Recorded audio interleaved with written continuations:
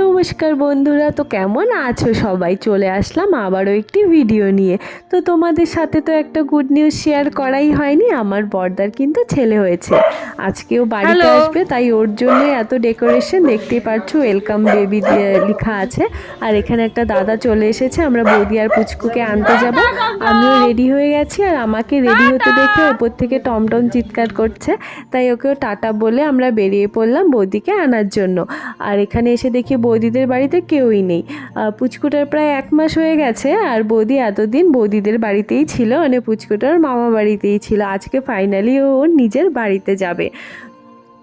আর ওদের বাড়িতে সবার খুব মন খারাপ ছিল, যেহেতু বৌদি এতদিন ওখানে ছিল, বিশেষ করে পুচকুটা ছিল।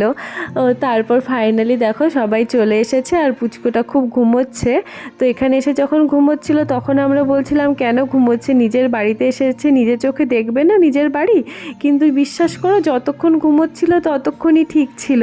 ঘুম থেকে ওঠার পর ওর একটা ফটোও তোলা যায়নি ভালো মতো। আর এখানে এই যে ফটোশ্যুট করছিল বৌদি কিছু, তখন কিন্তু পুচকুটা ঘুমিয়েই ছিল। তারপরে এখানে বৌদিদের আর পুচকুর গৃহপ্রবেশের জন্য একটু ছোট্ট ডেকোরেশন করছিলাম। মানে হচ্ছে বিয়ের সময় বৌদির খুব ইচ্ছে ছিল আলতাবায় ঢুকবে, কিন্তু আমাদের বাড়িতে এটা নিয়ম ছিল না, তাই বৌদির সেই ইচ্ছেটা পূরণ হয়নি। তাই আমি এখন চেষ্টা করছিলাম বৌদির সেই ইচ্ছেটা একটু পূরণ করার। তাই এখানে ওই আলতার থালাটাকে সাজাচ্ছিলাম, আর সবাই আমাকে হেল্প করছিল একটু সাথে সাথে। বড়দা, পার্থ আর বৌদির কাকিমণি সবাই হেল্প করছিল। আর আমি এটা সুন্দর করে সাজিয়ে নিচ্ছিলাম। জানি না কতটা পূরণ করতে পেরেছি বৌদির ইচ্ছেটা, কিন্তু আমি চেষ্টা করেছি। তারপর দেখো বৌদি হাঁটার আগে আমি হেঁটে নিলাম গোলাপের পাপড়ি ছেটাতে গিয়ে। তারপর এই যে এখানে পুরো কমপ্লিট হয়ে গেছে, আর মা এখানে পুচকুকে বরণ করে ধান দুব্বো দিয়ে আশীর্বাদ করছে। আর পুচকুকে আশীর্বাদ করে তারপর বৌদিকে আশীর্বাদ করলো। আর বৌদিকে আশীর্বাদ করার পর না, বৌদির মাথায় অনেক ধান থেকে গেছিলো, তারপর ওগুলোই আমি পরিষ্কার করে দিচ্ছিলাম, কারণ ওগুলো যদি পুচকুর গায়ে পড়ে বা মুখে চোখে চলে যায়, তো তার জন্যই আমি ওগুলো ভালো মতো পরিষ্কার করে দিচ্ছিলাম। তারপর এই যে এবার এখন বৌদি ভেতরে ঢুকবে, কিন্তু থালাটা যেহেতু ছোট ছিল, তাই বৌদি ওখানে দাঁড়াতে না ভয় পাচ্ছিল। তো আমাকে বললো আমাকে একটু ধর, যেহেতু পুচকুটা কোলে ছিল। তো ফাইনালি পুচকু দেখো নিজের বাড়িতে আসলো, কিন্তু এখন ঘুমোচ্ছে, বুঝতেই পারলো না না যে নিজের বাড়িতে আসলো।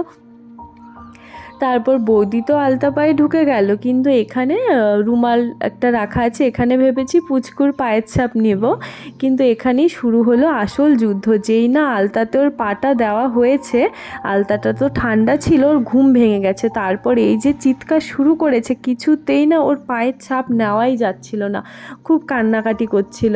আর ছোট বাচ্চা তো, তাই জোর করে ভাবে নেওয়া যায় না, কিন্তু আমি ওই কোনো মতে জোর করেই বলতে পারো পায়ের ছাপটা নিয়েছি।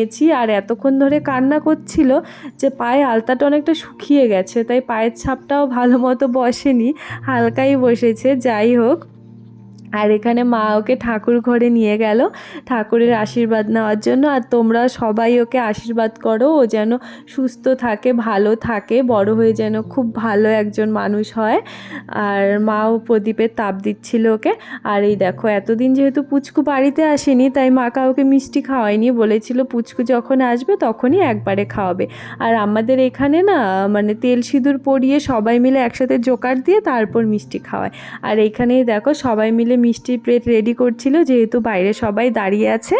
আর তোমরা যারা যারা চ্যানেলটি সাবস্ক্রাইব করোনি